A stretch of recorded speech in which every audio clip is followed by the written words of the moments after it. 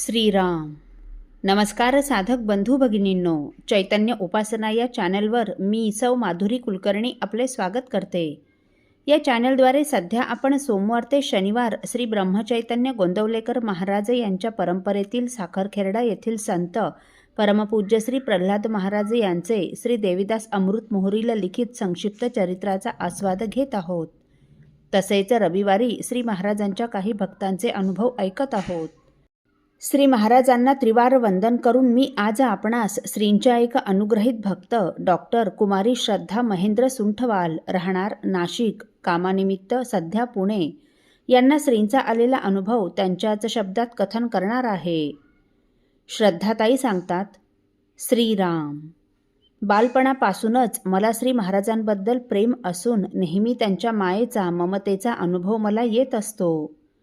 पूर्वी मी जमेल तसे विकत घेऊन श्रींना हार अर्पण करत असे, परंतु सध्या मी माझ्या भावाकडून प्रेरणा घेऊन स्वतःचा हार बनवायला शिकले आणि केलेला हार रोजच पुणे येथील एका उपासना केंद्रातील श्रींच्या मूर्तीला अर्पण करावयास जाऊ लागले.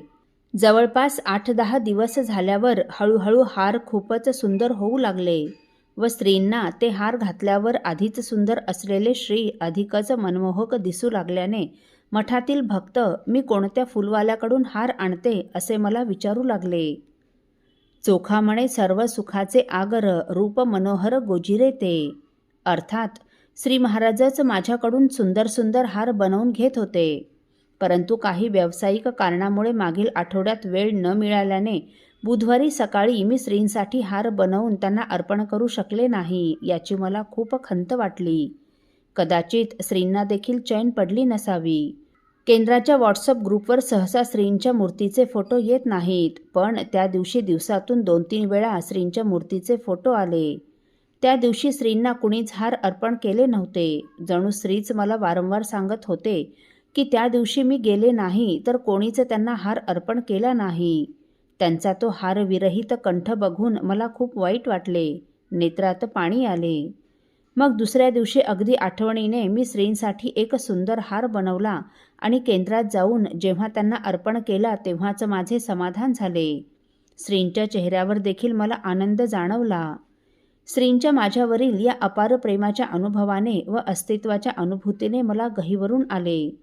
त्यांचे असेच अखंड आशीर्वाद राहोत हीच त्यांच्या चरणी प्रार्थना. श्रीराम समर्थ.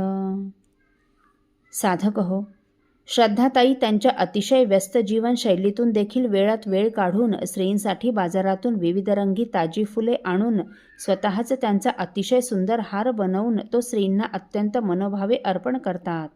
अहो, श्रींना देखील मनापासून अर्पण केलेल्या त्या हाराची एवढी आवड निर्माण झाली की एक दिवस ताईंना जायला जमले नाही तर श्रींनी व्हॉट्सअप ग्रुपवरून ताईंना त्याची वारंवार आठवण करून दिली व जणू सांगितले की बाळा, मी तुझी आणि तू प्रेमाने बनवत असलेल्या हाराची अगदी आतुरतेने वाट बघत आहे. अहो, संत चोखामेळा म्हणतात तसे आपले श्री आहेत बरं. बहुत कनवाळू, बहु हा दयाळू, जाणे लळा पाळू भाविकांचा. किंवा अवघा प्रेमाचा पुतळा, विठ्ठल पहा उघडा डोळा. खरंच हे सर्व प्रेमाचे आहे हो.